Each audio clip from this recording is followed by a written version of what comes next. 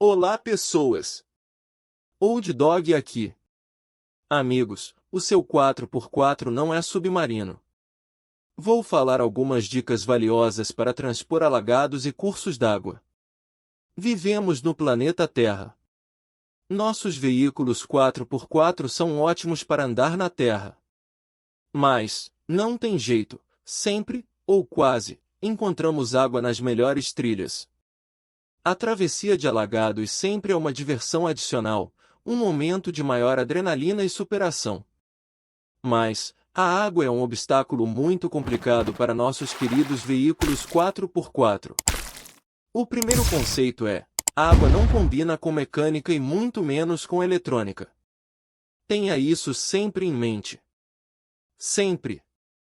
Mas, encontramos água nos atoleiros, nas regiões alagadas, na travessia de rios e riachos e em algumas regiões onde as trilhas ficam repletas de água na época das chuvas. E se encontramos, vamos querer superar o desafio. Por tudo isso, saber e entender as melhores técnicas e providências para uma boa travessia de alagados é fundamental. Tenho nos meus anos de aventuras Overland 4x4 uma boa coleção de ótimas histórias de travessias. E alguns retumbantes fracassos, onde a situação passou do limite, por vários fatores, e a viatura sofreu ao ficar quase submersa em algumas situações. É importante já dizer que minha viatura saiu do evento andando, após as corretas providências. Ela existe e anda até hoje. Vou falar, dividindo em tópicos as principais dicas e técnicas para que você possa fazer ótimas e seguras travessias de alagados. Conheça a tomada de ar do motor do seu 4x4. Esse é um item fundamental. Identificar o local exato por onde seu motor aspira ar. É por esse ponto a principal entrada por onde a água pode chegar, literalmente, dentro do seu motor. E atenção, se o motor aspirar água, em vez de ar, você certamente terá sérios problemas. Calço hidráulico, o que fazer? Por isso, a todo custo você precisa evitar que a água possa ser aspirada pelo motor. E a primeira coisa é saber exatamente onde fica a tomada de ar do seu carro. Existem várias opções e diferentes projetos e soluções no mercado.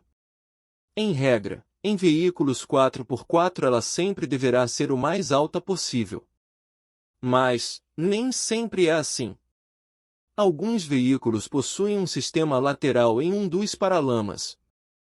Nesse caso, a ideia é que o movimento do veículo empurre a água e, assim, nessa posição lateral a água estará num nível mais baixo, durante a travessia.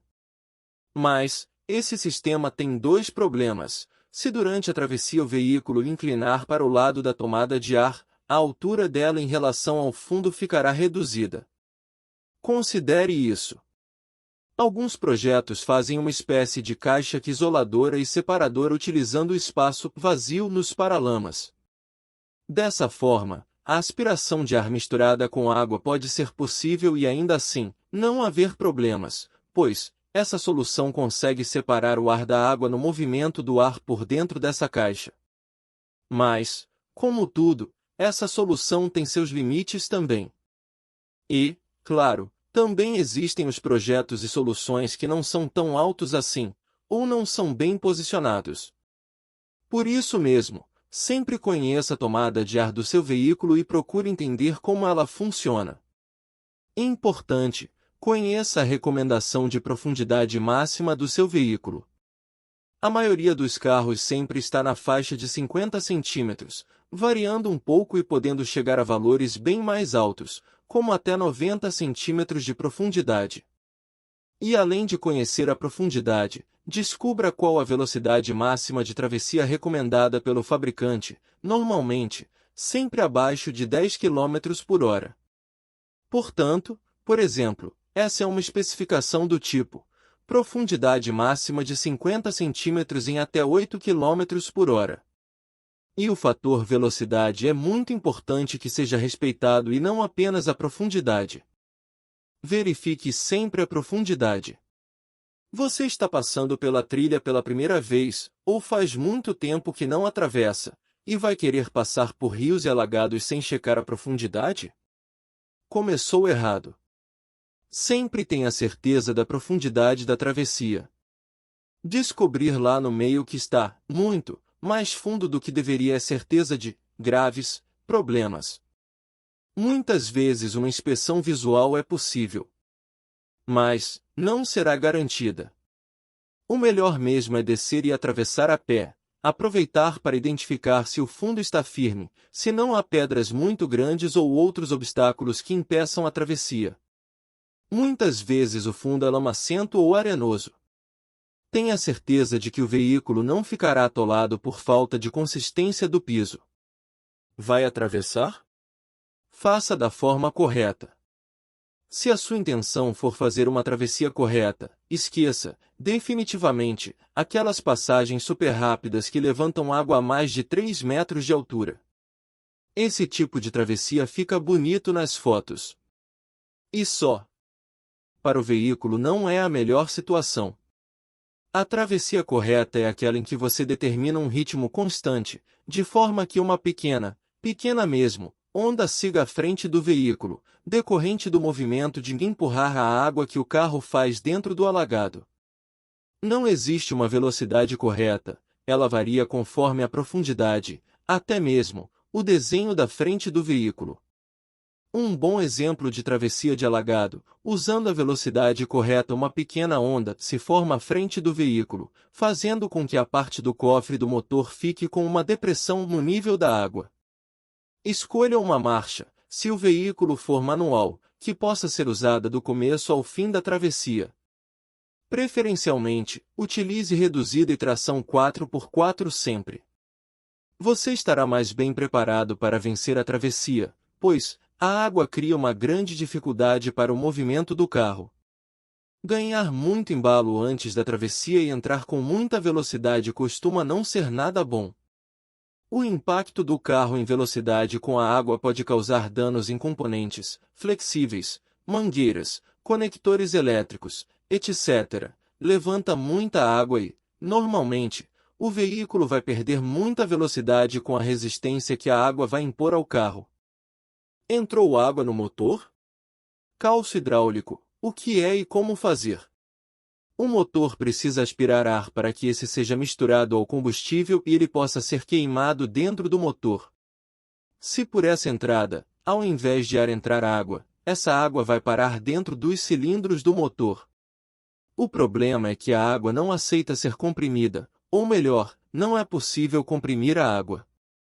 Ela é incompressível. É como se fosse aço.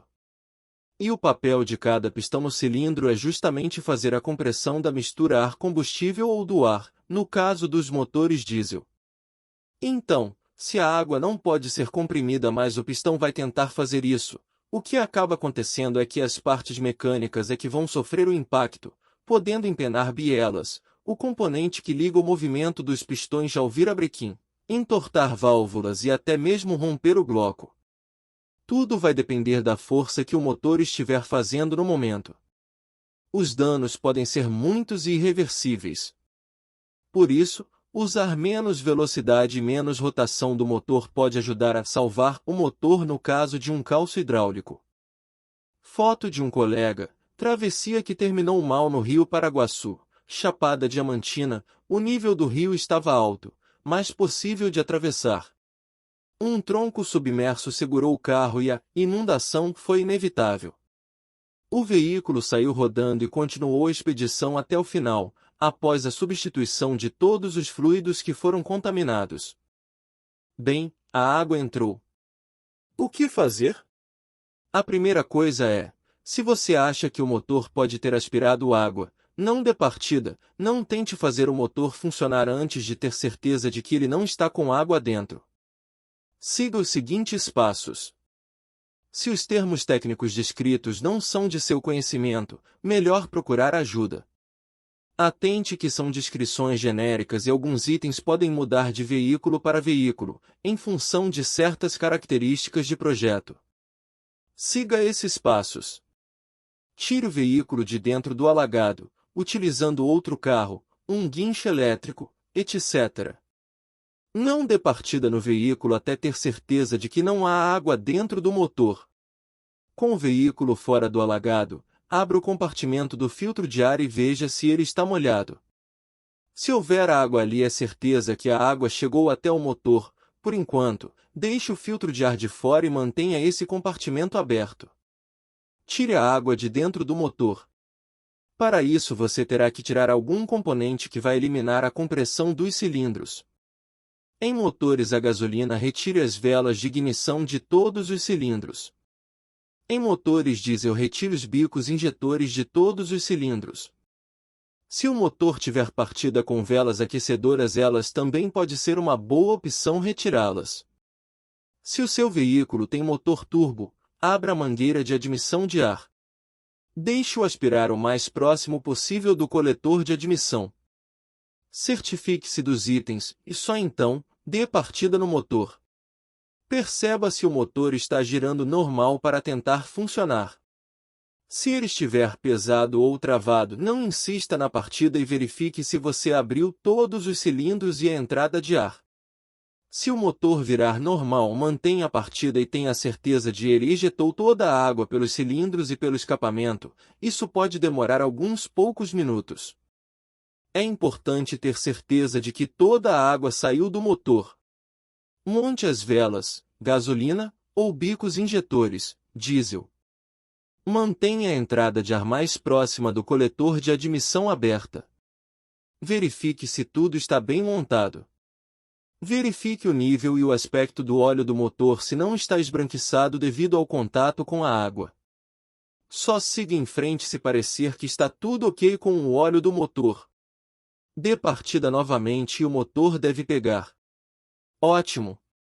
Escute atentamente se não há barulhos metálicos, como se algo estivesse batendo. Aos poucos, aumente o giro do motor e fique atento ao seu funcionamento. Se perceber que algo não está normal, desligue o motor e chame ajuda. Podem ter ocorrido avarias sérias no motor. Se o barulho estiver normal, ótimo, você pode ter tido sorte e o motor não foi seriamente afetado. Se o seu motor tem turbo, a essa altura ele vai começar a ejetar a água do circuito de admissão de ar que ficou acumulada nas mangueiras, interresfriador, etc. Enquanto você mantém o motor funcionando por um período, para ter certeza de que tudo está ok, peça para alguém segurar o filtro de ar molhado na saída de escapamento do carro. Esse procedimento vai secar o filtro e permitirá que ele seja usado novamente. Isso também pode ser feito em outro carro que esteja por perto, enquanto você for fazendo todos os outros procedimentos.